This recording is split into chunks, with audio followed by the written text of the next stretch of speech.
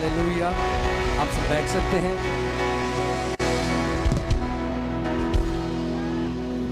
We love you too. Thank you so much. हम दोबारा रांची आए हैं क्योंकि इतना प्यार हमें मिला रांची से पिछले साल।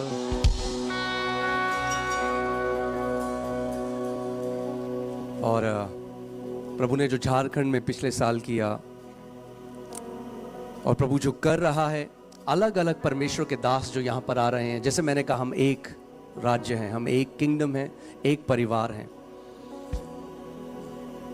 प्रभु का एक बहुत बड़ा प्लान झारखंड को लेकर है और हम यहाँ के सारी कलीसियाओं के लिए प्रार्थना करते हैं, यहाँ के सारे मिनिस्टर्स के लिए प्रार्थना करते हैं कि झारखंड एक ऐसा राज्य बने जो एक उदाहरण बने इस देश के बाकी राज्यों के लिए। अब समय है वचन का। मैं चाहता हूं कि आज का वचन आप बहुत ध्यान धरकर सुने, क्योंकि बहुत सारे मसीह लोग एक बात को नहीं समझते, वो एक बात को नहीं जानते कि आपके जीवन की जो ऊंचाई है या जैसा जीवन आप जिएंगे, जो आपके जीवन की क्वालिटी है, जो आपके जीवन कैसा आपका होगा इस पृथ्वी पे, वो इस बात पे निर्भर करता है कि आपका स्वभाव परमेश्वर के वचन के लिए कैसा है।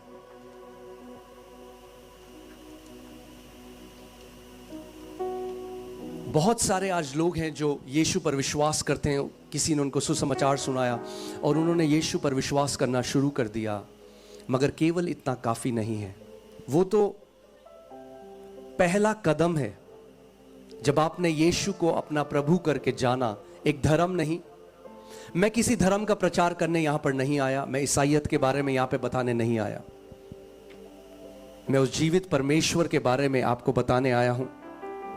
वचन कहता है, स्वर्ग के नीचे और पृथ्वी के ऊपर और कोई नाम नहीं दिया गया जिसके द्वारा मानव जाति उद्धार पा सके। केवल एक नाम है, और वो कौन सा नाम है रांची? प्रभु यीशु मसीह का नाम। और जब आपने सुसमाचार को सुना, आपने यीशु को जाना, आपने उस पर विश्वास किया, मगर इतना काफी नहीं है।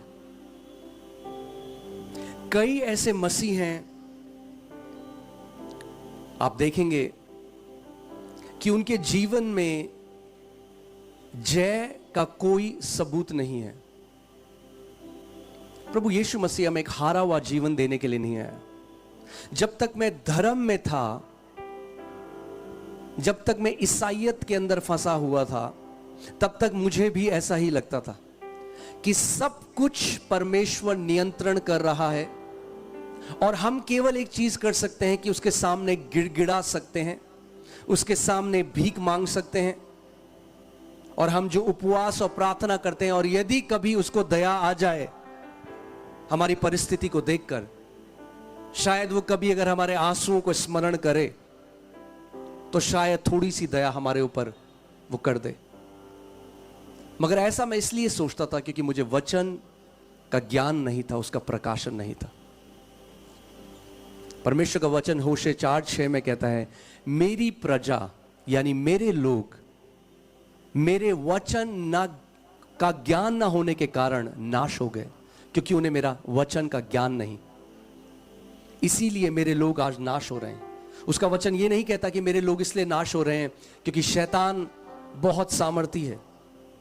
वो कहता है एक कारण है कि मेरी प्रजा मेरे लोग नाश हो जाते हैं क्योंकि उन्हें मेरा ज्ञान नहीं है। तो अगर परमेश्वर का ज्ञान ना होने से उसके लोग नाश हो जाते हैं, तो फिर क्या होगा अगर उसके लोग उसका ज्ञान पालें? क्या होगा अगर उसके लोग उसका प्रकाशन पालें? तो फिर यह होगा कि उसके लोग नाश नहीं होंगे, उसके लोग एक दीर्घायु जिएंगे, उसके लोग एक जय का जीवन जिएंगे। आमीन। क्योंकि पहले मुझे भी यही लगता था, सॉवरेनिटी ऑफ गॉड की जो टीचिंग है कि परमेश्वर सॉवरेन है, यानी वो करता है सब कुछ का, जो वो करना चाहे उसकी मर्जी के बिना एक पत्ता भी नहीं हिलता। मगर वचन हमें यह शिक्षा नहीं देता। अगर परमेश्वर की सिद्ध इच्छा इस पृथ्वी पर पूरी होती तो प्रभु यीशु मसीह कभी भी हमें ऐसी प्रार्थना करने को नहीं कहता, हे पिता तेरी इच्छा जैसे स्वर्ग में पूरी होती है वैसे ही तेरी इच्छा पृथ्वी पे भी हो। यानी पृथ्वी पे उसकी इच्छा नहीं होती, उसकी संपूर्ण और सिद्ध इच्छा स्वर्ग में पूरी होती है। भजन संहिता 115 उसकी 16वीं आयत में लिखा है, स्वर्ग तो यहोवा का है मगर पृथ्वी उसने मनुष्यों को और उनकी संतानों को दी है। अगर आप देखना चाहते हो कि परमेश्वर की सिद्ध इच्छा क्या है तो वो स्वर्ग में पूरी होती है। स्वर्ग में कोई कैंसर नहीं है तो परमेश्वर की इच्छा में कैंसर नहीं है। स्वर्ग में कोई गरीबी नहीं है तो परमेश्वर की इच्छा में गरीबी नहीं है। स्वर्ग में कोई मृत्यु नहीं है तो परमेश्वर की इच्छा में कोई मृत्यु नहीं है। स्वर्ग में डिप्रेशन नहीं है। और प्रभु यीशु मसीह ने हमें यह सिखाया कि तुम ऐसे प्रार्थना करो कि जैसे स्वर्ग में उसकी इच्छा पूरी होती है वैसे पृथ्वी में भी हो, वैसे तुम्हारे जीवनों में भी हो। तो मैं आपसे आज एक सवाल पूछता हूं, अगर जैसे उस परमेश्वर की इच्छा स्वर्ग में पूरी होती है, अगर उसकी इच्छा आपके जीवन में होने लग जाए तो आपका जीवन कैसा होगा? अगर परमेश्वर की सिद्ध इच्छा आपके जीवन में हो तो आपका जीवन कैसे होगा? आपके बच्चों का जीवन कैसा होगा? अगर आपका बच्चा बीमारी में है, ये उस पिता की इच्छा नहीं। अगर आप कर्जों में हैं, डिप्रेशन में हैं, परेशानियों में हैं, तो ये आपके पिता की इच्छा नहीं है। यीशु ने कहा, चोर तो इसलिए आता है कि चोरी करे, नाश करे और घात करे। और वो शैतान के विषय में ये बात कह रहा था, मगर मैं इसलिए आया कि तुम जीवन पाओ और बहुत आयत का जीवन पाओ। सो यीशु को जानना, यीशु को मानना, बोलो यीशु को मानना। आपकी आवाज नहीं आ रही मुझे, जोर से बोलो यीशु को मानना। हाँ, यीशु को मानते आप सारे हो मगर जानते कम लोग। मानना यीशु को और जानना यीशु को, दोनों दो अलग अलग चीज है। आप यीशु मसीह को मान सकते हो आपका मुक्तिदाता, मगर क्या आप उसको जानते हो? उसको जानना बहुत जरूरी है। उसके चेले उसके साथ चला फिरा करते थे मगर उसको नहीं जानते थे। फिलिपुस ने उससे कहा, यीशु तू हमें पिता को दिखा दे तो मान जाएंगे। उसने कहा, फिलिपुस तू इतने समय से मेरे साथ है और अभी भी मुझसे यह कहता है कि मुझे पिता को दिखा दे, क्योंकि जिसने मुझको देख लिया उसने पिता को देख लिया। तो अगर आपको सच में जानना है कि परमेश्वर कैसा है, उसका स्वभाव कैसा है, तो आपको यीशु को देखना पड़ेगा, क्योंकि प्रभु यीशु मसीह ही प्रकट करता है कि स्वर्गीय पिता कैसा है। तो जब हम वचन में पढ़ते हैं, जब यीशु ने बीमारों को देखा तो उसने क्या किया? उसने बीमारों को चंगा किया। क्या आपने कभी बाइबल में पढ़ा कि उसने किसी चंगे को बीमार किया? हाँ, तो फिर परमेश्वर पिता वैसा नहीं है। वो बीमारों को चंगा करता है।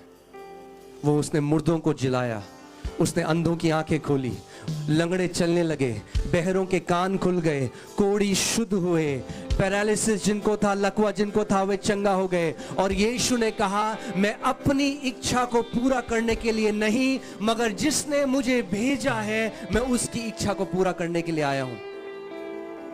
यानी जब हम यीशु के जीवन को देखते हैं तो हम पिता की सिद्ध इच्छा को पूरा होते हुए देखते हैं।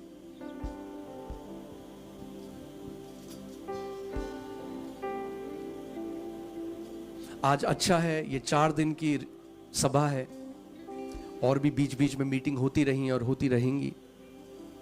मगर अगर आप केवल एक मीटिंग से दूसरी मीटिंग में भागेंगे तो आप कभी उस परिपूर्णता, उस सिद्धता तक नहीं पहुंच पाएंगे। इन मीटिंग्स को करने का एक उद्देश्य है, और अगर वो उद्देश्य पूरा ना हो तो केवल भीड़ का एक जगह में आने का कोई लाभ उससे नहीं होगा। जो ये मीटिंग्स करी जाती हैं, जो ये मीटिंग्स ऑर्गेनाइज करी जाती हैं, इसके पीछे एक उद्देश्य है। उद्देश्य केवल ये नहीं कि बीमार लोग चंगे हो जाएं, चिन्ह चमत्कार हो, उसकी एक जगह है, मगर उससे ज्यादा जो सबसे महत्वपूर्ण है कि आप वचन के प्रकाशन को पालें। आमीन। क्योंकि अगर आपने अपना अधिकार नहीं समझा,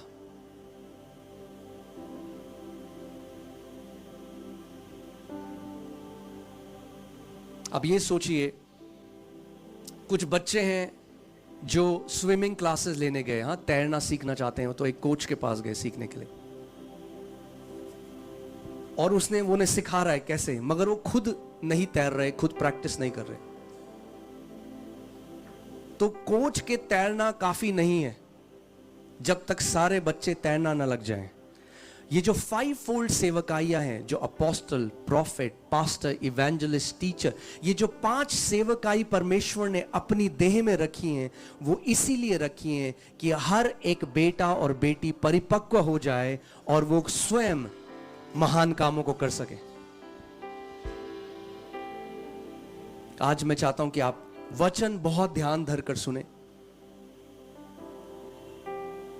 क्योंकि अगर आप वचन को समझ गए, उसके भूख आपके अंदर आ गई, वचन की भूख, तो आप एक हारा हुआ जीवन नहीं जी सकते। अगर वचन का प्रकाशन आपके अंदर आ गया तो शैतान फिर आपको बांध नहीं सकता। आप एक जयवंत योद्धा की तरह अपने जीवन को जिएंगे। पास्टर सामर्थ एक बार यूहन्ना 8:30 से 32 आप पढ़ दें। आपको ध्यान धरकर सुनना है वचन। वह ये बातें कह ही रहा था कि बहुतों ने उस पर विश्वास किया। वह ये बातें कह ही रहा था कि बहुत लोगों ने उस पर क्या किया? विश्वास किया। तो जब प्रभु यीशु मसीह गूढ़ की बातों को, उस परमेश्वर के राज्य की बातों को बता रहा है, तो बहुत सारे लोग जो भीड़ में हैं वो यीशु के ऊपर विश्वास करने लगे। जब कोई व्यक्ति यीशु के ऊपर विश्वास करता है तो वो क्या बन जाता है? विश्वासी। तो ये लोग विश्वासी हैं क्योंकि इन्होंने यीशु पर विश्वास करना शुरू कर दिया। आगे, तब यीशु ने उन यहूदियों से जिन्होंने उस पर विश्वास किया था कहा। अब ध्यान से सुनिए। अब ये जो यहूदी थे, देखिए, हम अलग अलग कुल जाति से, अलग अलग भाषा से आए। परमेश्वर ने हमें चुना है। प्रकाशित वाक्य में लिखा है कि परमेश्वर ने अलग अलग कुल, अलग अलग भाषा, अलग अलग जाति से हम लोगों को मोल लेकर छुड़ाया है, अपने पास बुलाया है। तो ऐसे ये जो यहूदी लोग थे जिन्होंने यीशु पर विश्वास करने लगे, वो अब वो विश्वासी बन गए, मगर उनको एक इंस्ट्रक्शन, एक निर्देश प्रभु यीशु मसीह दे रहा है। यदि तुम मेरे वचन में बने रहोगे, यदि तुम मेरे वचन में बने रहोगे, तो सचमुच मेरे चेले ठहरोगे। तो सचमुच मेरे चेले ठहरोगे। तुम सत्य को जानोगे, तुम सत्य को जानोगे, और सत्य तुम्हें स्वतंत्र करेगा। यानी वे स्वतंत्र नहीं थे।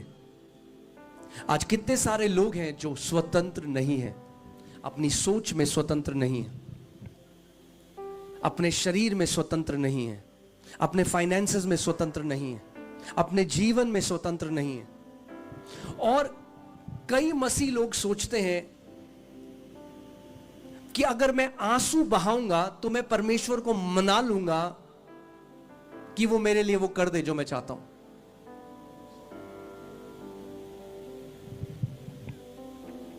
अगर मैं ज्यादा उपवास करूंगा तो मैं परमेश्वर से को मना लूंगा। तो कई बारी हम उपवास को एक टोटके की तरह लेते हैं। अच्छा, ये काम नहीं बन रहा, मैं 21 दिन का उपवास में चला जाता हूं।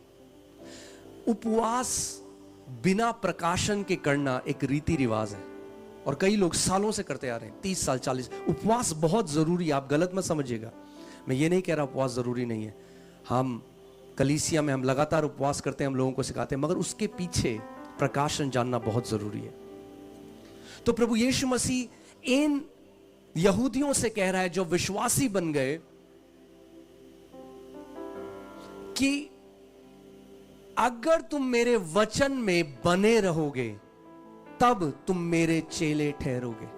ये विश्वासी है, यानी जो कोई यीशु पर आज विश्वास कर लेता है वो विश्वासी है, मगर चेला वही है जो उसके वचन में बना रहता है। और ये जो इंग्लिश में शब्द है अबाइड, अगर आप टीम वो लगाएंगी, जो शब्द अबाइड है आप देखेंगे, ये जो शब्द है मेनो, जो ग्रीक में, इब्रानी में नहीं, हाँ यूनानी में, सॉरी यूनानी में जो शब्द है मेनो, अबाइड, वचन में कैसे बना रहना है। अब सवाल ये आता है, प्रैक्टिकल हम समझते हैं, मैं आपको प्रैक्टिकल एक टीचिंग देने आया हूं कि जब मैं चला भी जाऊं, आप आत्मा में बढ़ते जाओ, आप प्रकाशन में बढ़ते जाओ। तो मेनो का जो शब्द है उसका मतलब है to stay in a place. जैसे आप एक घर में जाते हैं, जब आप घर में जाते हैं, तो आपने जब घर लिया तो आप वहां जाके रुक गए, आप बने रहे वहां पर। इसीलिए वो है, तुम अगर मेरे वचन में बने रहो, यानी परमेश्वर का वचन आपका घर बन जाए। जो वचन परमेश्वर के वचन है, आपका मनन, आपका चिंतन दिन और रात परमेश्वर का वचन होना चाहिए। परमेश्वर के वचन के बारे में आप दिन और रात सोच रहे हो। परमेश्वर के वचन को एक खाने की तरह आप दिन और रात खा रहे हो। आप जानते हैं ज्यादातर कलीसिया में एक गलत धारणा क्या है कि हमें पास्टर थोड़ा बनना है जो हमें इतनी बाइबल पढ़नी है। ये तो पास्टर का काम है, बाइबल स्टडी करना, वचन को मनन करना, ये हमारा काम थोड़ा है, ये तो पास्टर का काम है। हमें कोई बाइबल ट्रेनिंग के लिए थोड़ा जाना है।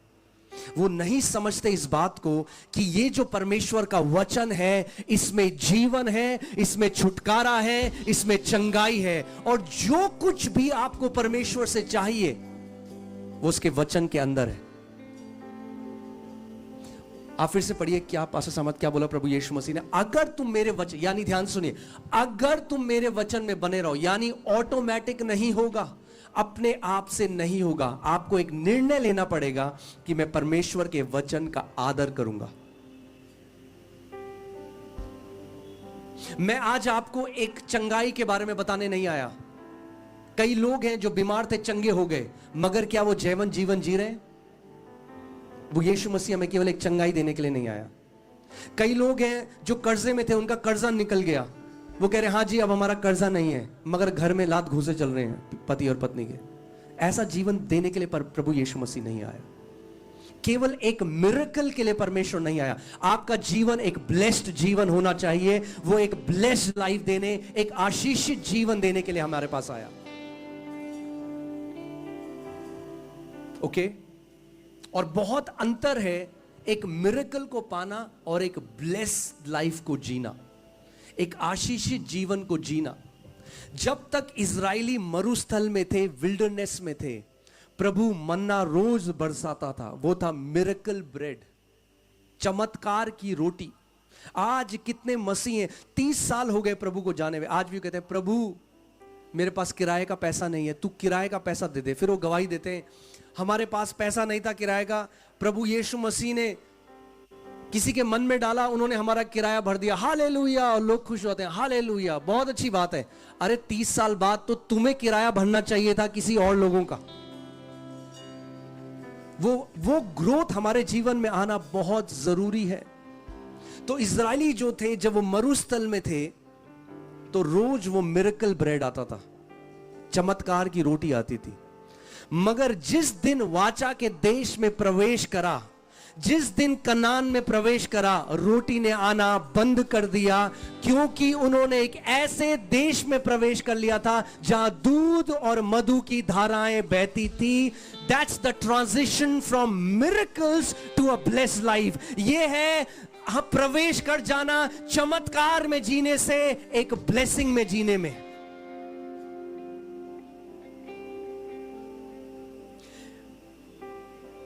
इसीलिए ध्यान से सुनना जो मैं आज आपको बता रहा हूं। आप क्रूसेड्स में आओगे, मीटिंग में आओगे, मिरेकल जरूर मिलेगा, मगर अगर ब्लेसेड लाइफ चाहिए, वो ना तो किसी के हाथ रखने से आएगी और ना किसी क्रूसेड में जाके आएगी। वो तब आएगी जब आप पर्सनल निर्णय लोगे कि मैं खुदा का जो जीवित कलाम है, मैं इसका प्रेमी बन जाऊंगा, मैं इससे प्रेम करने लग जाऊंगा। वरना आप एक मीटिंग से दूसरी मीटिंग में भागोगे। मुझे नहीं याद इस अगर मैंने पिछली बार भी बताया था, पर ये दुख की बात है कि आज कितने सारे मसीह लोग हैं जो ले हैंड के लिए 10, 14, 18 घंटे वेट करेंगे, मगर 8 मिनट वचन का अपने घर में वचन का आदर नहीं करेंगे, वचन नहीं खोलेंगे। It's an unhealthy Christianity. ये एक अस्वस्थ मसीहत है। आमीन। हमारा इस रांची में आना सफल होगा अगर यहां पर आप परमेश्वर के वचन के प्रेमी बन जाएंगे। आमीन। मैं आपको बता रहा हूं, जिस दिन आप उसके वचन को चख लोगे, अब ध्यान से सुनो, ठीक है? पास हम दोबारा बताइए एक बारी, क्या प्रभु ने क्या कहा? अगर तुम मेरे वचन में बने रहोगे, ठहर जाओगे। मेरा वचन तुम्हारे लिए, कई लोगों के लिए क्या है, वो वचन में रहते नहीं। कैसे? एक मीटिंग में गए, कान के बगल से गया वचन, ऐसे सुना, गया। घर गए, आप पूछोगे क्या बताया आज? हाँ वो तो पता नहीं, बहुत मजा आया, उन्होंने गाना गाया, यीशु घराने का वारिस हूं मैं। हाँ वो तो अच्छा है, मगर वचन क्या था वो नहीं पता। क्या हुआ? वचन रॉकेट की तरह निकल गया कान के बगल से। अगर तुम मेरे वचन में बने रहोगे तब तुम मेरे चेले ठहरोगे। कई लोग वचन को कथा की तरह सुनते हैं, सुना, गया कान के। अरे उसका वचन, एक बारी भजन संहिता 107 उसकी 20वीं आयत लगाइए। देखिए वचन क्या करेगा आपको। अगर आप वचन का आदर करने लगे, आज मैं आपको यह गारंटी दे रहा हूं, कितने लोग आज वचन सुनते सुनते चंगे हो जाएंगे, आपको पता भी नहीं चलेगा। भजन संहिता 107 उसकी 20वीं आयत लगाइए, पढ़िए वास्तव। वह अपने वचन के द्वारा उनको चंगा करता है। ओ एक मिनट, कैसे चंगा करता है परमेश्वर आपको? अपने वचन के द्वारा। आप सुनिए, अगर एक परमेश्वर का दास है, वो एक लिमिटेड लोगों के ऊपर हाथ रख सकता है, मगर वचन आप सब के सब ग्रहण कर सकते हो। और परमेश्वर जो अपने वचन को भेजता है, उस वचन के अंदर चंगाई है।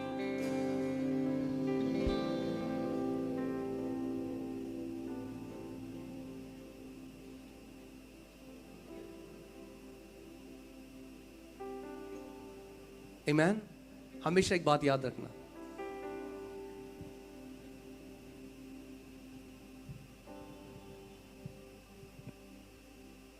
देखिए जो मैं कह रहा हूं, प्रेयर की एक जगह है, ले हैंड की एक जगह है,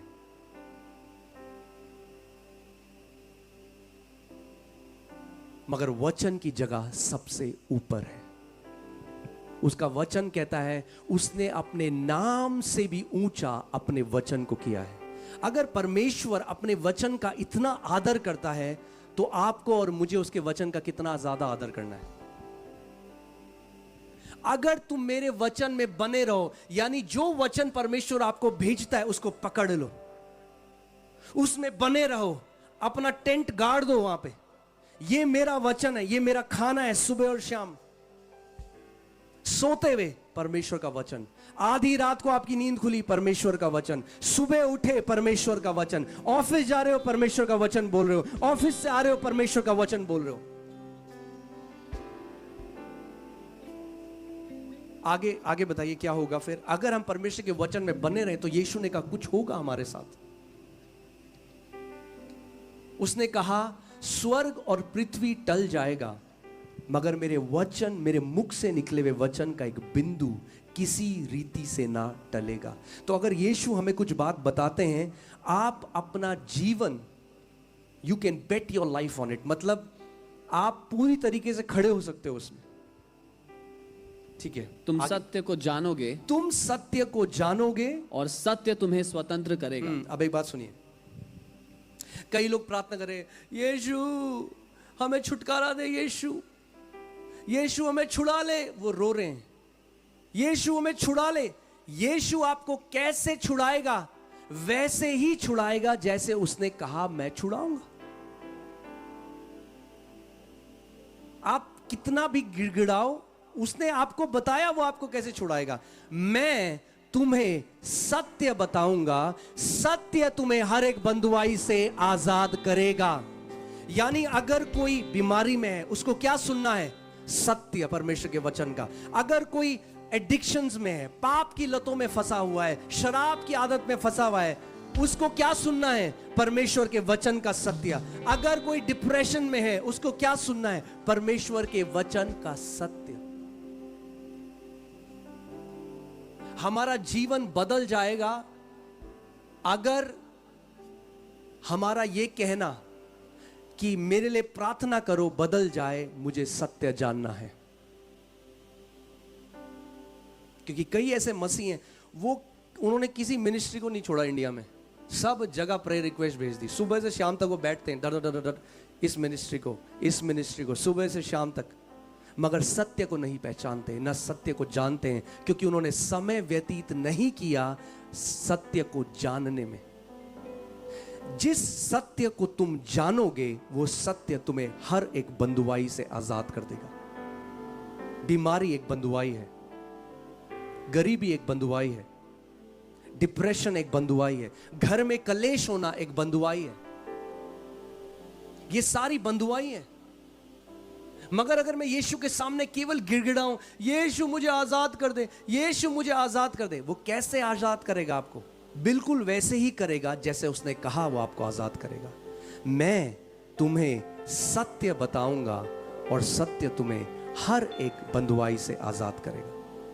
यानी अगर आप अपना काम करो तो प्रभु अपना काम करेगा, अगर आप अपना पार्ट करो तो वो अपना पार्ट करेगा। हमारा पार्ट क्या है? हमारा हिस्सा ये है, उसने कहा तुम सत्य को जानो।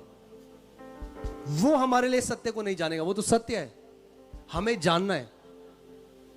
उसने कहा अगर तुम सत्य को जानोगे तो सत्य तुम्हें हर एक बंधुआई से आजाद कर देगा। तो अब सवाल ये आता है, प्रभु मैं सत्य को तो जानना चाहता हूं, मगर सत्य है क्या? क्या है सत्य? पश्चिम पढ़िए यूहन्ना 17:17। सत्य के द्वारा उन्हें पवित्र कर, सत्य के द्वारा उन्हें पवित्र कर, तेरा वचन सत्य है। तेरा वचन सत्य है। क्या है सत्य? क्या है सत्य? क्या है सत्य? तो सत्य को जानने का मतलब किसको जानना है?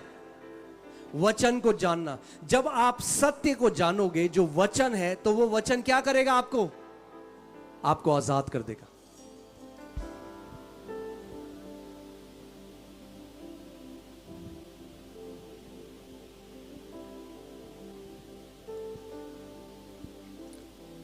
कितने सारे ऐसे मसीह लोग हैं, और मुझे दुख लगता है जब मैं इतने मसीहों को देखता हूं, वो केवल गिड़गिड़ाते हैं परमेश्वर के सामने, भीख मांगते हैं, क्योंकि उस परमेश्वर को नहीं पहचानते अभी भी।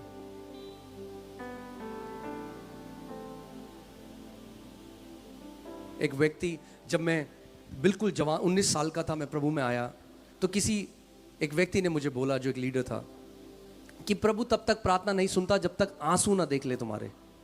अब पूरी कोशिश कर ली मैंने प्रार्थना में आंसू निकालने की, आंसू निकल ही नहीं रहे मेरे। तो मैंने कहा क्या करूं? फिर मैं और मेरा एक दोस्त था, हमने किचन में जाके प्याज काटने लगे। मैं आपको सच्ची बात बता रहा हूं, क्योंकि अगर प्रभु को आंसू ही देखने हैं तो प्याज काट लेते हैं, आंसू जो आएंगे थोड़ा वो दिखा देंगे यीशु को। परमेश्वर मैनिपुलेट नहीं हो सकता, वो केवल एक चीज से प्रसन्न होता है, और वो है विश्वास। और विश्वास सुनने से, और सुनना परमेश्वर के वचन से होता है। आमीन।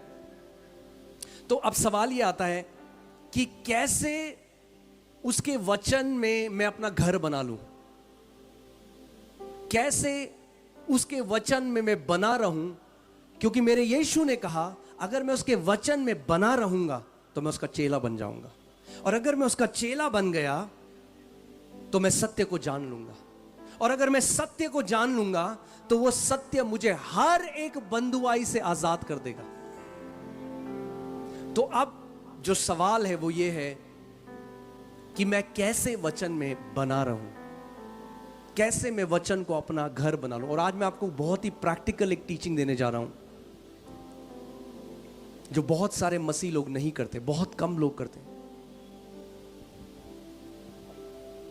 हम लोग प्रार्थना में बहुत बात करते हैं परमेश्वर से, मतलब बहुत बोलते हैं, प्रभु ये दे दे, वो दे दे, प्रभु ये कर दे, प्रभु वो कर दे, और उसके बाद बोलते हैं हम यीशु मसीह के नाम में आमेन, और फिर हम उठ के चले जाते हैं।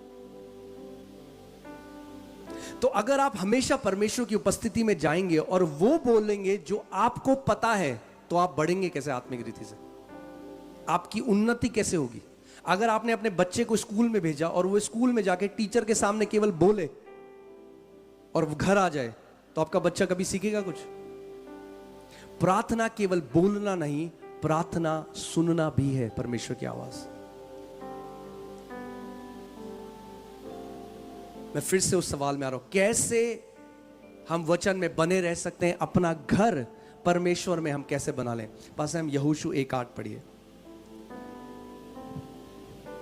व्यवस्था की यह पुस्तक तेरे चित्त से कभी ना उतरने आप पाए। ध्यान से सुनिए, परमेश्वर मूसा के द्वारा अपने लोगों को मिस्र की बंधुआई में से निकाल कर आया।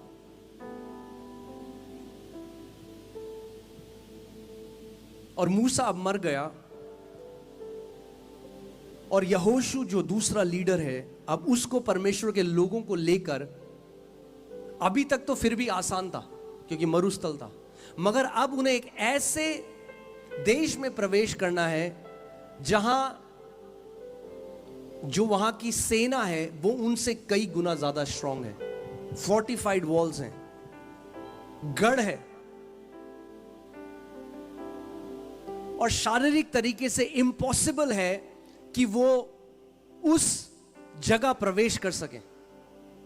तो परमेश्वर ने यहोशू को एक ऐसी मास्टर की दी। आज मैं आपको एक ऐसी मास्टर की देने चाह रहा हूं जिसके भी बंद दरवाजे हैं सालों के, आज खुलेंगे यीशु के नाम में। ये एक ऐसी मास्टर की है जो जीवन के हर एक क्षेत्र में कार्य करती है, हर एक क्षेत्र में, और परमेश्वर यहोशू को वो सिखा रहा है। आप जानते हैं मूसा एक ऐसा व्यक्ति था जो दर्शनों वाला व्यक्ति था। परमेश्वर मूसा से वैसे बात करता रहा जैसे एक दोस्त दूसरे दोस्त से बात करता है, आमने सामने। मगर यहोशू को परमेश्वर ने एक और विजन, एक एनकाउंटर नहीं दिया। कई मसीह लोग वो दर्शनों के पीछे भागते हैं। यहोशू को प्रभु ने एक और दर्शन नहीं दिया। हाँ, आप पढ़िए क्या वचन, प्रभु ने क्या बोला यहोशू को? व्यवस्था की यह पुस्तक, व्यवस्था की यह पुस्तक तेरे चित्त से कभी ना उतरने पाए। तेरे चित्त से कभी, यहोशू अपना घर बना ले मेरे वचन को। ये पुस्तक तेरे चित्त से बाहर नहीं जानी चाहिए। यानी यहोशू, सुबह और शाम तू मेरे वचन को अपने अंदर घुमाता जाएगा, मेरे वचन को बोलता जाएगा। ये पुस्तक तेरे चित्त से उतरने ना पाए। हाँ जी, इसी पर दिन रात ध्यान दिए रहना। इसी पर दिन और रात ध्यान दिए रहना। इसलिए कि जो कुछ उसमें लिखा है, इसलिए कि जो कुछ उसमें लिखा है उसके अनुसार करने की तू चौकसी करे। उसके अनुसार करने की तू चौकसी करे। क्योंकि ऐसा ही करने से, ध्यान से सुनिए, क्योंकि ऐसा भी करने से नहीं, ऐसा ही करने से तेरे सब काम सफल होंगे। तेरे कितने काम? कितने काम? कितने लोग यहाँ चाहते हैं उनके सब काम सफल हो? मुझे अपना हाथ दिखाओ। अगर आप चाहते हो आपके सब काम सफल हो, अगर आप चाहते हो आपके सब काम सफल हो, प्रभु ने यहोशू को कहा, यहोशू तो एक काम कर, तो 40 दिन का उपवास कर, तेरे सब काम सफल हो। ये नहीं कहा, बोला अगर तू चाहता है तेरे सब काम सफल हो, और आगे क्या लिखा है? तेरे सब काम सफल हो और तू प्रभावशाली होगा। और तू प्रभावशाली, तेरे वचनों में प्रभाव आ जाएगा, तेरे जीवन में प्रभाव आ जाएगा। तू साधारण नहीं रह जाएगा, तू असाधारण बन जाएगा। यहोशू, जब मेरा वचन तेरे अंदर, तेरे चित्त में समा जाएगा, जब मेरा वचन तेरा चिंतन बन जाएगा, जब मेरा वचन तेरा खाना बन जाएगा, तेरा पानी बन जाएगा, जब मेरे वचन से तू प्रीति रखने लग जाएगा, जब सुबह और शाम तू मेरे वचन का चिंतन करेगा, उसका मनन करेगा, उस पर ध्यान देगा, तो तेरे सब काम सफल हो जाएंगे। ये मास्टर की परमेश्वर ने यहोशू को दी। और क्या हुआ उसके बाद आप देखते हैं, यहोशू सुबह और शाम परमेश्वर के वचन को, क्योंकि कई लोग ये नहीं जानते कि ये जो वचन लिखा गया है ये वही वचन है जिसके द्वारा परमेश्वर ने पूरी सृष्टि को रचा है।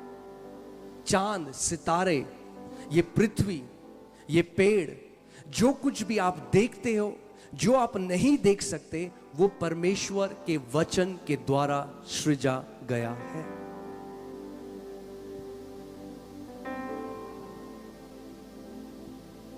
यहोशू, मेरा वचन तेरे चित्त से उतरने ना पाए। और यही चीज प्रभु यीशु मसीह आगे यूहन्ना 8 में उनको बता रहा है, मेरे वचन में अगर तुम बने रहो। कैसे? जो मेरा वचन है उसको अपने अंदर डाल दो, उसको अपने चित्त में बसा लो। अब आप समझिए, दो तरीके मसीह हैं। एक जो पूरी जिंदगी गिड़गिड़ाते हैं परमेश्वर से, प्रभु तू कब करेगा? क्या तू देखता नहीं? क्या तू नहीं सुनता? मेरा बच्चा बीमार है, प्रभु तू क्यों नहीं करता? प्रभु तू कब करेगा? मेरे साथ कितनी दुहाई दूं मैं तुझे? और फिर कुछ ऐसे हैं जो उसके वचन को लेकर उन प्रतिज्ञाओं पर मनन करते हैं दिन और रात, क्योंकि उसका वचन कहता है कि हर एक प्रतिज्ञा जो परमेश्वर की है वो हां और आमीन के साथ हमारे जीवन में पहले से कर दी गई है। And God cannot say no to a promise He has said yes to. परमेश्वर एक ऐसी प्रतिज्ञा को जिसके लिए उसने हां कहा है उसको ना नहीं कह सकता। और आप जानते हैं परमेश्वर के वचन में 7,000 कितनी 7,000 प्रतिज्ञाएं अपने लोगों के लिए। 7,000। यानी अगर आप एक नई प्रतिज्ञा हर रोज लेकर उस पर मनन करेंगे आपको सालों लग जाएगा। और एक प्रतिज्ञा परमेश्वर के वचन का एक वादा इतना पावरफुल है, आपको और आपकी पीढ़ियों को बदल सकता है। आपकी और आपकी जनरेशंस बदल जाएंगी अगर आप वचन पर आदर करने वाले हो गए और एक वचन आपने पकड़ लिया। कई लोग वचन रीति रिवाज की तरह पढ़ते हैं। देखिए, कलीसिया में हमने प्रार्थना की सामर्थ्य को समझ लिया है। कई लोग हैं जो प्रार्थना करते हैं, बहुत प्रार्थना करते हैं, मगर जैसे हम प्रार्थना कर रहे हैं उतना ही महत्व हमें उसके वचन को भी देना है। ये केवल पास्टर्स के लिए नहीं है, ये हमारे जीवन का आधार है। क्योंकि जब परेशानियां आपके जीवन में आएंगी, जब प्रेशर आपके जीवन में आएगा, तो केवल एक चीज है जो आपको संभालेगा, वो है परमेश्वर का वचन।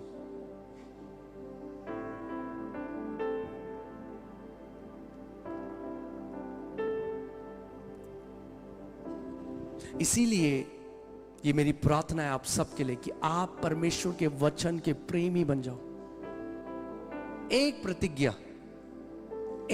प्रतिज्ञा इतनी सामर्थी है। और आप सोचिए, यहोशू केवल एक ऐसा व्यक्ति है पूरी बाइबल में जिसने वचन पर मनन किया, सुबह और शाम वचन पर मनन किया।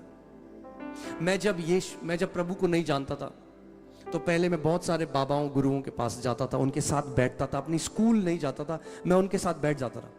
और आप जानते हैं वो क्या करते हैं? वो एक मंत्र को लेते हैं और उसको बार बार अपने अंदर घुमाते हैं और बोलते हैं। और वो कहते हैं जब तक उनको रेपिटेशन की सामर्थ पता है, हम मसीहों को नहीं पता।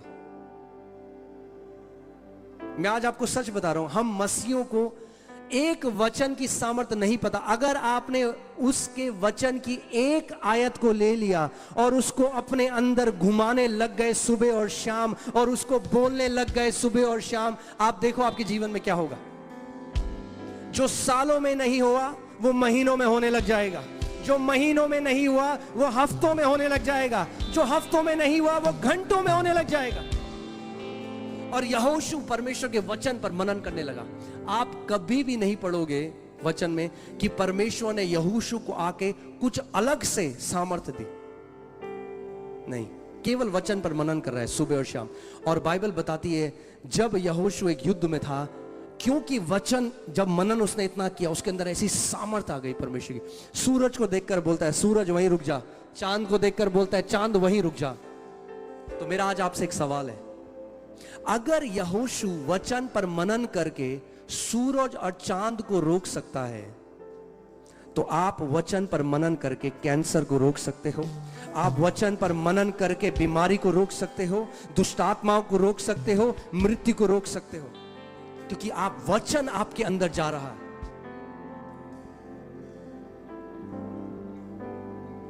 इसीलिए तो परमेश्वर ने 5 सेवकाई रखी हैं कि जो परमेश्वर के लोग हैं, जो उसके अभिषिक्त दास हैं, वो लोगों को वचन सिखाएं और लोग वचन को समझ जाएं, वो वचन पर बढ़ने लग जाएं। आज आपको मैं एक बात कहूं, कई लोगों को अच्छा नहीं लगेगा मैं ऐसे कह रहा हूं, पर मैं आपको एक सच बता रहा हूं, कोई परमेश्वर का दास हमारा उत्तर नहीं है। No man of God is our answer. The word of God is our answer. परमेश्वर का वचन हमारा उत्तर है। परमेश्वर के जो दास है उनका काम है आपको वचन की तरफ ले जाना। वचन का काम है आपको स्वतंत्र करना। वचन का काम है आपको चंगा करना। वचन का काम है आपको गड्ढे में से निकालना।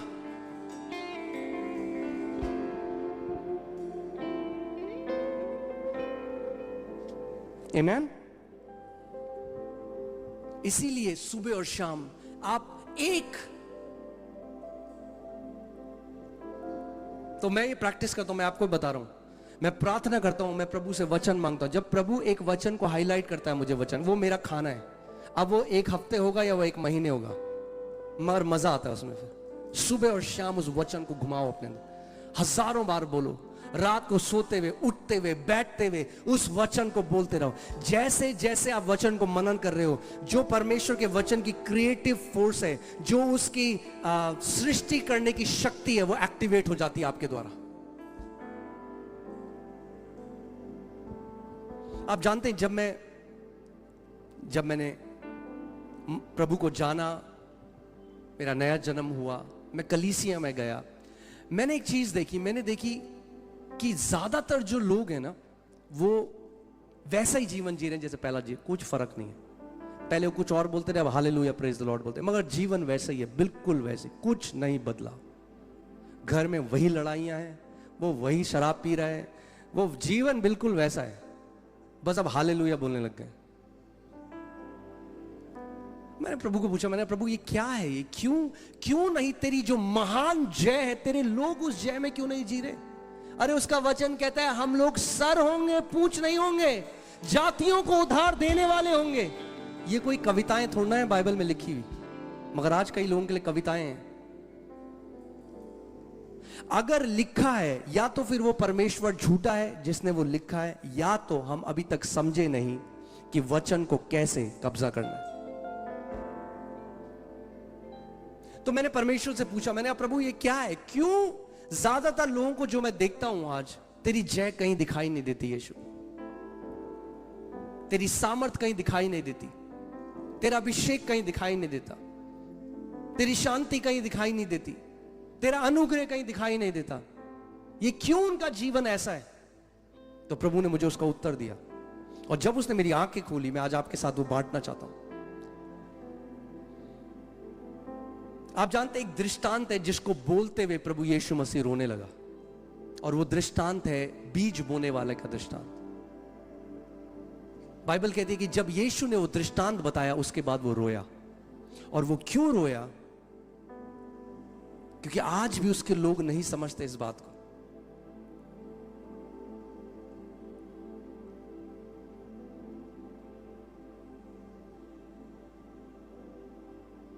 आप जानते बहुत सारे लोग यीशु के पीछे आते थे क्योंकि वो चिन्ह चमत्कार करता था, वो रोटी को खिलाता था, और वो लोग उसको छोड़ के चले गए। इसका मतलब मैं ये नहीं कह रहा वो आपको चंगा नहीं करेगा, वो आपका पिता है, वो आपको चंगा करना चाहता है। मगर हमारा जो यीशु के साथ रिश्ता है वो केवल एक चमत्कार का रिश्ता नहीं है।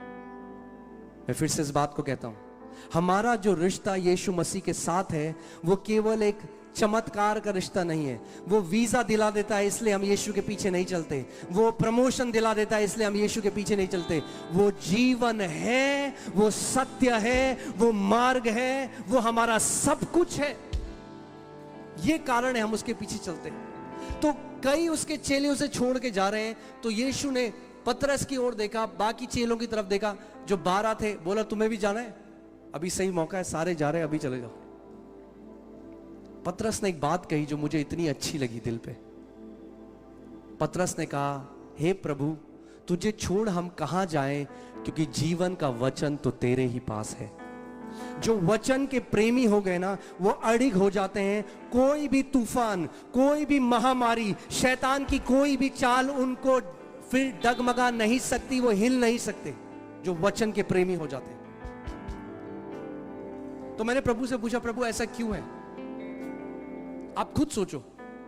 कई लोग सोचते हैं कि परमेश्वर चुनता है, प्रभु ऐसे कहता है, सोचते ये जो है ना, चलो इसको, इसके द्वारा मैं महान काम करूं, इसको रहने दो, ये तो जिंदगी भर एक सड़ा हुआ जीवन जिएगा। क्या परमेश्वर ऐसा कर रहा है? अभी हमने सबसे पहले जब वचन सुना, क्या हमने सुना? मेरी प्रजा क्यों नाश हो गई? मेरे ज्ञान न होने के कारण।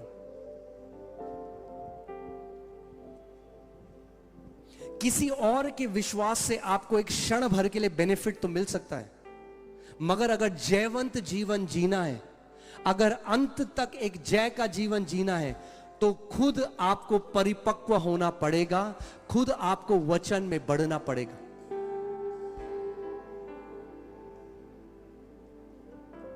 सो प्रभु यीशु मसीह ने दृष्टांत बताया, और उस दृष्टांत में प्रभु ने कहा, एक बीज बोने वाला बीज बोने के लिए गया,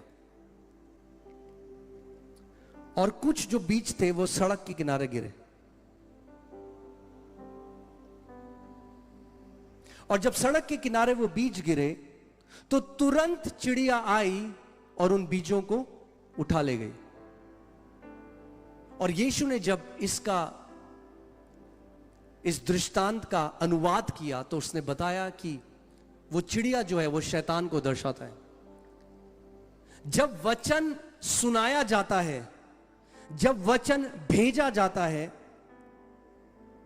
तो कुछ ऐसे लोग हैं जो ना तो समझते हैं ना समझना चाहते हैं। सड़क के किनारे, जब मुझे समझ में नहीं आया, मैंने परमेश्वर से पूछा, प्रभु सड़क के किनारे क्यों आपने बोला? तो उसने कहा, सड़क के किनारे क्या है? आप जब सड़क के किनारे जाते हो आपको क्या दिखता है? सोना चांदी? क्या दिखता है हमें? कूड़ा, गुटखे के पैकेट, जो चीज की कोई वैल्यू नहीं है वो सड़क के किनारे है। तो यीशु ने बताया कि ये जो पहली भूमि है और जो 4 भूमियां यीशु ने बताई, वो मनुष्यों के हृदय के स्वभाव को दर्शाती है। और मैं आज आपको बता दूं, आज भी जितने लोग यहां पर हैं, वो 4 भूमि आज भी यहां पर है और हमेशा रहेंगी, क्योंकि बीज सेम भेजा गया। ध्यान से सुनिएगा, आपको पता चलेगा क्यों कुछ लोग एक जयवंत जीवन जीते हैं और क्यों कुछ लोग पूरे जीवन हारा हुआ जीवन जीते। बीज सेम भेजा गया, मगर पहली भूमि जो थी, वहां बीज पड़ने का मतलब ऐसा था जैसे सड़क के किनारे, यानी वो वचन को कूड़े की तरह लेते हैं। वो बोलते नहीं है कभी भी, मगर उनको वचन के लिए कोई आदर नहीं है। आप सुनेंगे जब आराधना होगी, आपको कई मसीह ऐसे दिखेंगे, आप उनको डांस करते हुए देखेंगे, आपको लगेगा यीशु से अगर कोई प्यार करता है तो यही करता है, इसके अलावा कोई नहीं करता। मगर जब वचन प्रचार होता है तो वो घोर निंद्रा में चले जाते हैं, क्योंकि वचन से उनको प्रेम नहीं है। और उनके जीवन में जब वचन उनके कानों में पड़ा, तुरंत शैतान आया और उस वचन को चुरा कर ले गया। तो जब वो घर पहुंचे, उनके अंदर वचन गया ही नहीं। तो मैं आपसे एक सवाल पूछता हूं, अगर वो 30 साल तक चर्च गए और वचन, वो बीज कभी उनके अंदर नहीं गया, क्या वो फसल आएगी उस भूमि पे? वो कहेंगे क्या दिक्कत है, हम तो उपवास भी करते हैं, हम तो प्रार्थना भी करते हैं, हम दशवांश भी देते हैं, हम कलीसिया भी जाते हैं, मगर कलीसिया जाके जो वचन अंदर प्रवेश करना था, उस वचन को हम प्रवेश अपने अंदर नहीं करने देते। और यीशु ने इस दृष्टांत में बताया कि 3 जो प्रकार की भूमियां हैं, उनके अंदर वचन प्रवेश ही नहीं करा, वो बीज प्रवेश ही नहीं करा, इसीलिए कोई फसल भी नहीं आई। बीज सेम था, परमेश्वर का वचन जब एक ऐसे हृदय में से आप व्यक्ति सुनता है जो वचन से प्रीति रखता है, जो वचन को समझना चाहता है, तो उसके जीवन में परमेश्वर बड़े बड़े कामों को करने लग जाता है।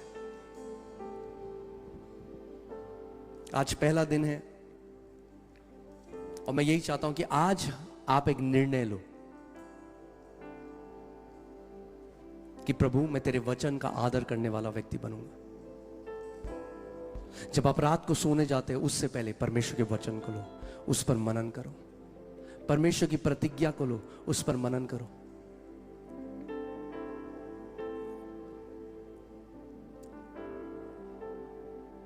एक बहन हमारे कलीसिया में है, उनका गॉल ब्लैडर सर्जरी से निकाल दिया गया और हम एक सीरीज कर रहे थे वचन के बारे में, वचन की घोषणा के बारे में।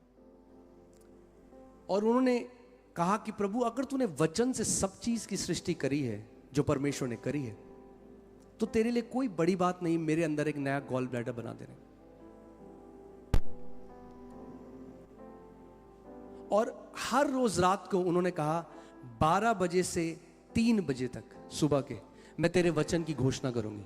और उन्होंने अपने फोन में वॉलपेपर में एक गॉल ब्लैडर की, मैं आपको कोई किस्से कहानी नहीं बता रहा, एक मेडिकली वेरीफाइड, मैं आपको टेस्टिमनी बता रहा हूं, डॉक्टर्स के द्वारा वेरीफाई करी गई, प्रॉपर अल्ट्रासाउंड के द्वारा वेरीफाई करी गई, एक मैं आपको टेस्टिमनी बता रहा हूं। सुबह और शाम वो वचन पर मनन करती, पर रात को 12 से 3 तक वो घोषणाएं करने लगी परमेश्वर के वचन की। महीनों उसने ये करी। उसके बाद वो अल्ट्रासाउंड कराने गई। जब अल्ट्रासाउंड कराया तो वहां पे एक नया गॉल ब्लैडर उसके अंदर था, क्योंकि उसने अपने वचन के द्वारा सब चीज की सृष्टि करी है। और उसका, आप जानते हैं कई लोग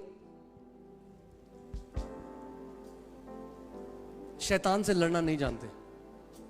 मैं आज आपको बेस्ट तरीका बताता हूं स्पिरिचुअल वॉरफेयर का, शैतान से लड़ने का। कितने लोग सीखना चाहते हैं? हाँ, कि शैतान भागेगा आपके सामने से। मैं बेस्ट गारंटी दे सकता हूं, मनी बैक गारंटी, कि ये बेस्ट है। क्यों कह रहा हूं मैं बेस्ट है? क्योंकि ये यीशु से सीखा है हमने, अमेरिका से नहीं सीखा, यूरोप से नहीं सीखा, हमने यीशु से सीखा है। इसलिए ये बेस्ट स्पिरिचुअल वॉरफेयर।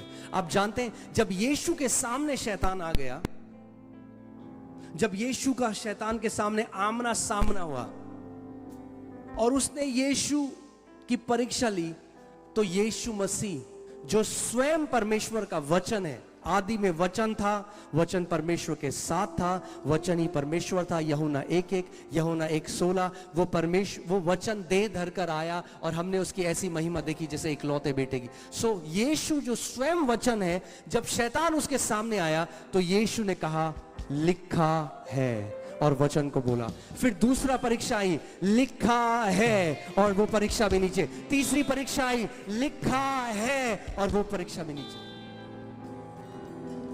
आज शैतान आपके पास आता है, बोलता है देख तू लंबा नहीं जिएगा। आपको रात को एक सपना है, आपने एक एक्सीडेंट देख लिया, आप सबको बता रहे हाय मेरा एक्सीडेंट, मैंने एक्सीडेंट देखा। अरे उस समय आपको खड़े होना है उस अधिकार में और बोलना है शैतान लिखा है, मेरे बगल में 1000, मेरे दाहिने ओर 10,000 गिरेंगे मगर वो मेरे निकट ना आएगा। उसने अपने स्वर्गदूतों को मेरे निमित्त आज्ञा दी है कि जहां कहीं मैं जाऊं वे मेरी रक्षा करें, वे मुझे हाथों हाथ उठा लेंगे। कहीं ऐसा ना हो कि मैं, आपके मुंह से वचन आना चाहिए। जब भी शैतान आपके ऊपर परीक्षा भेजेगा, जब शैतान आपको गलत सपने देगा, जब शैतान आपकी परीक्षा लेगा, आपके मुंह से एक ही चीज निकलनी चाहिए, लिखा है। मगर तभी वो वचन निकल सकता है जब आपने मनन करके उसको अपने हृदय रूपी तिजोरी के अंदर बसा लिया है। आप जानते हैं आपका असली धन वो नहीं जो आपके बैंक अकाउंट में है। आपकी गाड़ी, आपका कितने बेडरूम का घर है, ये आपका धन नहीं। जो वचन आपके हृदय की तिजोरी में छुपा हुआ है वो आपका अनंत का धन है। वो आपको बचा के रखेगा, वो आपको एक ब्लेस लाइफ देगा और आपको एक महान योद्धा बनाएगा। अगर आप ये सोचिए कि आपको कोई व्यक्ति मारने आ रहा है और आपने बचाव के लिए आपने कवच पहना हुआ है, मगर अगर आपके पास कोई हथियार नहीं है तो वो क्या करेगा? वो पीटता रहेगा आपको, आप मार खाते रहोगे जब तक आप अपना हथियार नहीं उठाओगे। परमेश्वर ने हमें हथियार दिया है और हमें हथियार चलाना आना चाहिए। इफिसियों 6:17 पढ़िए बस।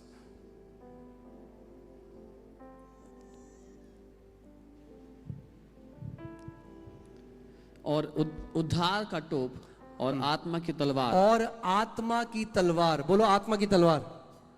क्या है आत्मा की तलवार? जो परमेश्वर का वचन है। जो परमेश्वर का वचन है। यानी परमेश्वर का वचन क्या है? आत्मा की तलवार है।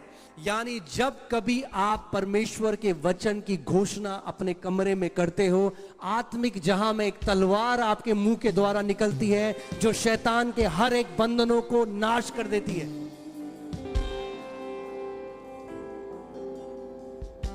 मैं आपको बता रहा हूं, हजारों गवाहियां जो हम देखते हैं गांव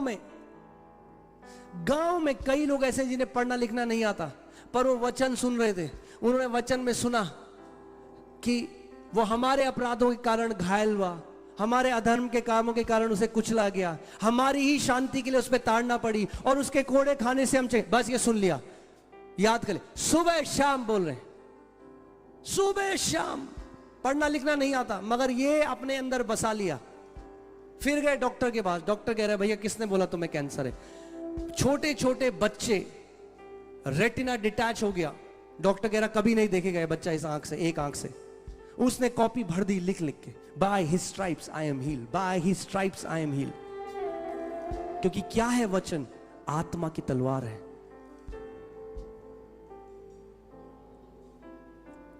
हमें उस जगह में पहुंचना है जहां रीति रिवाजों से बाहर आके हमें परमेश्वर के वचन को अपने अंदर डाल लेना है। आज हमारे पास समय कम है, हमें 10 बजे खत्म करना है। आइए हम सब खड़े हो जाएं। Hallelujah, thank you Lord Jesus, we praise you, we adore you, we glorify you. Thank you Lord Jesus.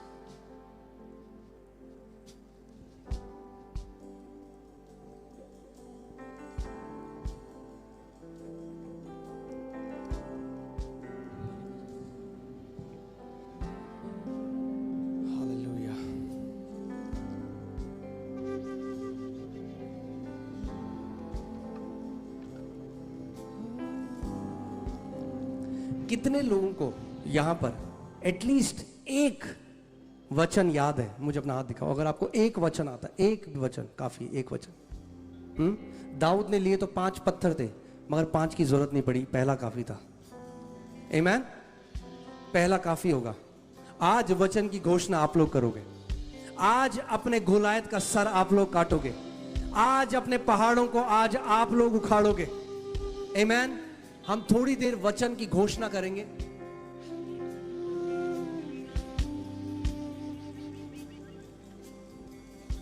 और फिर हम प्रार्थना करेंगे।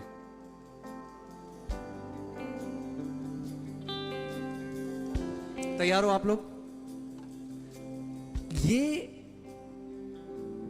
ऐसे ही नहीं हम कर रहे हैं। आपको आत्मा में समझदार होना है, आत्मा में समझना है क्या हो रहा है, पर्दे के पीछे क्या हो रहा है, स्पिरिचुअल रेल्म में, इनविजिबल रेल्म में, उस अदृश्य दुनिया में क्या हो रहा है। जब आप वचन बोल रहे हो क्या हो रहा है? वो आत्मा की तलवार आपके द्वारा भेजी जा रही है। यशाया 55:11 में लिखा है, ऐसा ही मेरा वचन भी होगा जो मेरे मुंह से निकलता है। वचन जो मुंह से निकलता है वही सामर्थी वचन है। जब तक वो बाइबल के अंदर है आपकी, तब तक उसकी सामर्थ नहीं निकलेगी, जब तक वो आपके मुंह से बाहर नहीं निकलेगा। तैयार हो आप? मैं 1 2 3 कहूंगा और जैसे दाऊद भागा गोलायत का सर काटने के लिए, वैसे ही आपको घोषणा करनी है आज परमेश्वर के वचन से। आमीन। तैयार हो? 1 2 3, कम ऑन, अपना मुंह खोलो, घोषणा करो इस जगह में, घोषणा करो, घोषणा करो। सापला भाषा को लामा मामा से कुची लामा बा से कोलिका।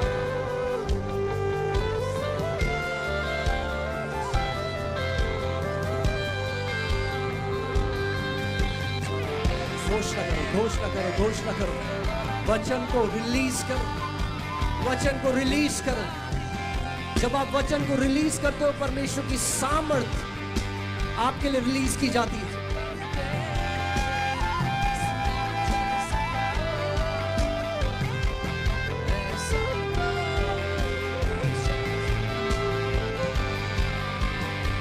परमेश्वर की सामर्थ यहां पर काम कर रही है, पवित्र आत्मा की सामर्थ यहां पर काम कर रही है।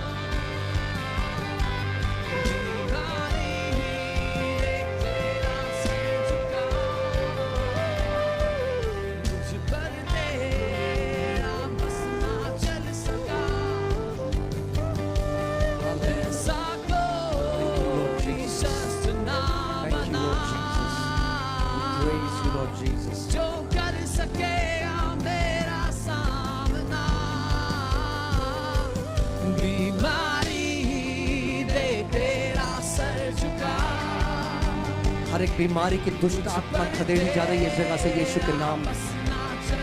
हर एक अशुद्ध आत्मा come out in Jesus name, in the name of Jesus, in the mighty name of Jesus, be healed। चंगे हो जाओ सर से लेकर पांव तक। जो लकवे के रोगी हैं चंगे हो जाओ, जो कैंसर के रोगी हैं चंगे हो जाओ यीशु के नाम में।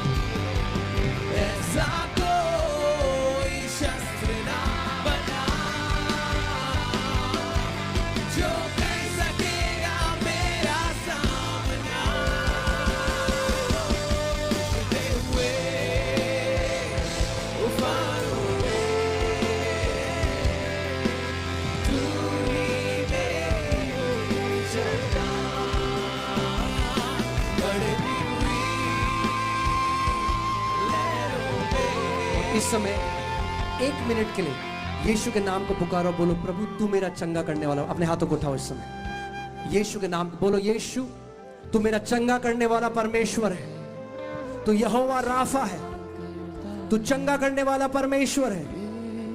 कोई बीमारी इतनी बड़ी नहीं जिसको तू चंगा न कर सके परमेश्वर।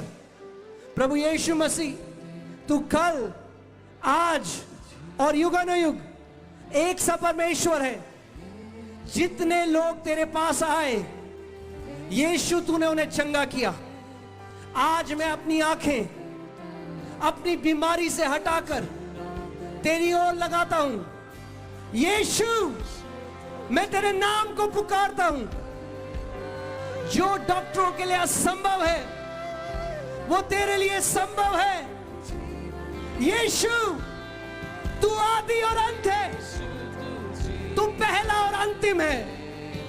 मैं आज अपने संपूर्ण मन से तेरे नाम को पुकारता हूं। यीशु तूने मेरे रोगों को सह लिया, तूने मेरी बीमारियों को अपने ऊपर ले लिया, और यीशु तेरे कोड़े खाने से मैं चंगा हो गया हूं। Come on, hallelujah। उसकी आराधना करो थोड़ी देर। उसकी सामर्थ आपके शरीर में बह रही है इस समय।